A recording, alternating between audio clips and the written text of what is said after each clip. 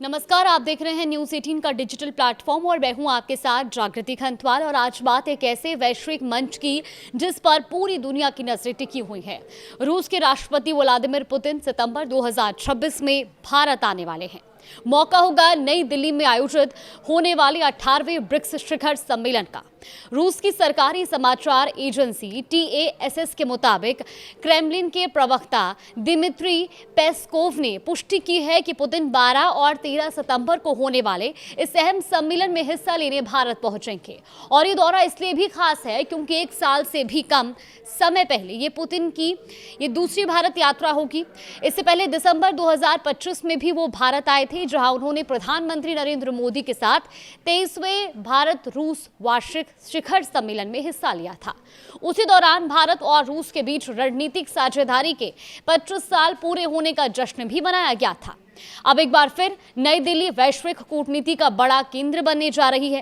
भारत की अध्यक्षता में होने वाला ये ब्रिक्स सम्मेलन ऐसे समय में आयोजित हो रहा है जब दुनिया कई बड़े भू राजनीतिक तनावों से गुजर रही है और खासकर पश्चिम एशिया में अमेरिका और ईरान के बीच बढ़ते तनाव ने अंतर्राष्ट्रीय चिंता को और गहरा कर दिया है।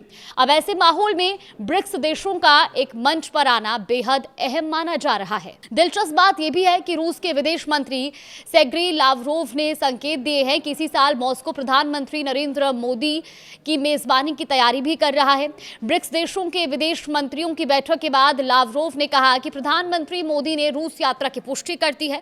उन्होंने भारत और रूस के रिश्तों को विशेष रणनीतिक साझेदारी बताया और साथ ही कहा कि रक्षा, ऊर्जा, व्यापार समेत कई क्षेत्रों में दोनों देशों का सहयोग लगातार मजबूत हो रहा है। अब सवाल यह कि आखिर ब्रिक्स इतना महत्वपूर्ण क्यों है? दरअसल ब्रिक्स आज दुनिया की उभरती अर्थव्यवस्था का सबसे प्रभावशाली समूह बन चुका है।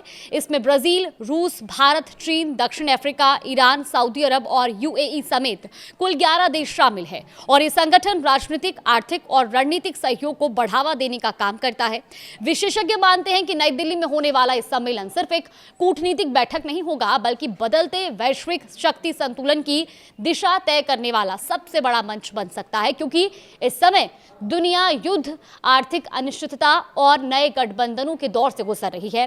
वहीं पाकिस्तान भी कई वर्षों से ब्रिक्स में शामिल होने की कोशिश कर रहा है, लेकिन भारत इस संगठन का बेस मेंबर है और इसी वजह से पाकिस्तान की एंट्री अब तक संभव नहीं हो पाई है। तो सितंबर 2026 में नई दिल्ली सिर्फ एक सम्मेलन की मेजबानी नहीं करेगा, बल्कि दुनिया की बड़ी ताकतों के बीच भविष्य की रणनीति और नए समीकरणों की गवाह भी बनेगी।